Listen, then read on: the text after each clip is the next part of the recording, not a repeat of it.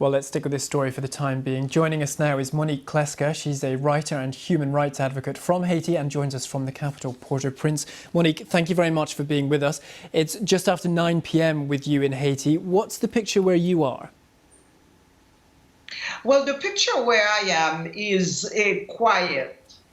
However, I think we are devastated by what is going on, particularly in the south, in the Grand'Anse, and in the Nip area. And for several reasons. First of all, we are heartbroken by the tragedy, the deaths, a lot of infrastructure damage. But there is also another issue.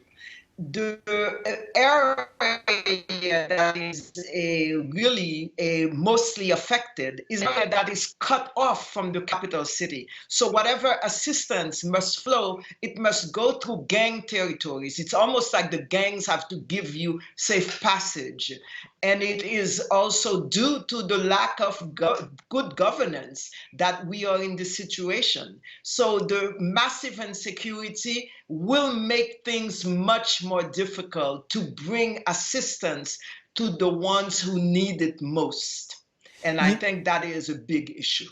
You mentioned difficult to access these parts which have been badly affected, a lack of government, but there's also a track record in Haiti of issues when it comes to international aid and a poor reputation with international aid coming into Haiti. Who do Haitians trust more to help resolve the problems that you have now? It certainly is not the international community. I think the last few years have shown the international community have backed a dictator.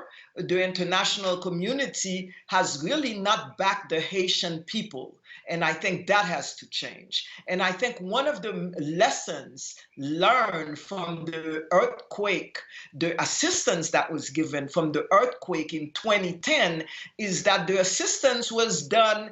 Anybody could come and you do whatever you wanted, you provided whatever you wanted. And I think that was bad because it did not build capacity and it did not help the way it should have. The national community left and left us riding high. So I think this time what must be done is the international community must absolutely work through Haitian civil society, and it is a must. This is what the population trusts. They do not trust the government. The government has been under siege for about 3 years. We have had massive protests against the government that has killed, massacred, etc. We do not trust the government. We trust the civil society. There is a network of civil protection that also is set up.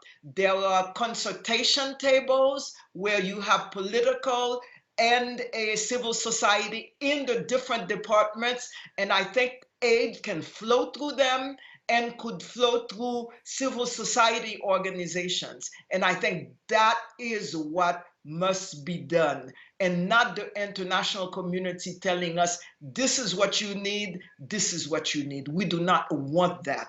We want dignified assistance. We want assistance that follows what we wish and what we need under our terms, to respect our dignity and to respect our sovereignty. And I think this is crucial for us. Okay, Monique Clesca joining us from Port-au-Prince in Haiti. Thank you very much for being with us. Thank you very much.